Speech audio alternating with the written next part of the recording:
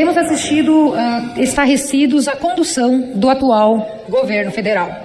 Isso porque o Lula, que se diz o pai dos pobres, o pai do povo trabalhador, em vez de dar exemplo para o povo que, na sua maioria, mais de 90% do povo brasileiro ganha até R$ 3.500, ele, em vez de dar exemplo de cortar a despesa, cortar na própria carne, enxugar as despesas públicas, ele vai totalmente na contramão.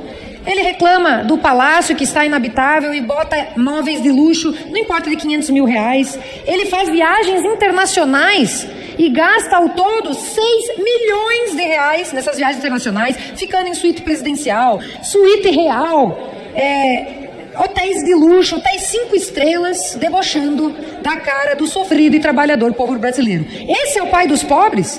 Aquele que, em vez de cortar despesas, de cortar gastos, fica esbanjando e gastando como se não houvesse amanhã. E, ao contrário, debocha da cara do povo ao dar um aumento de R$18 no salário mínimo. E não bastasse isso, essa hipocrisia, né, porque ele fala uma coisa e faz outra, o presidente Lula mostra que, da mesma forma que ele conduz as despesas do Executivo, ele vai conduzir o Brasil.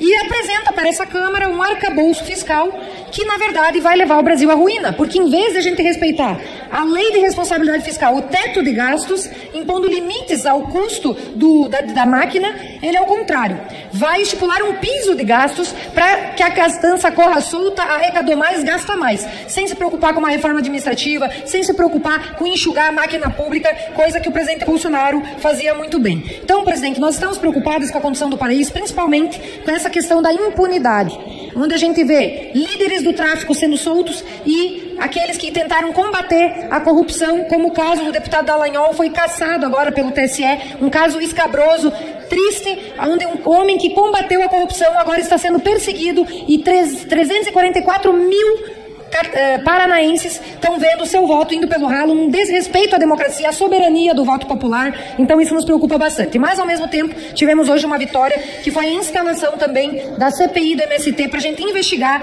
esses crimes que ocorrem no campo, que invasão de terra é crime, e esse movimento de terror no campo vai ser investigado finalmente. Relatoria do Ricardo Salles, presidência do Zucco, que acabamos de sair da comissão, e, se Deus quiser, vamos criminalizar quem merece ser criminalizado e lutar pela liberação, por exemplo, do Dallagnol e de tantas outras pessoas que combatem a corrupção e trazem exemplo para o Brasil. Muito obrigado, presidente.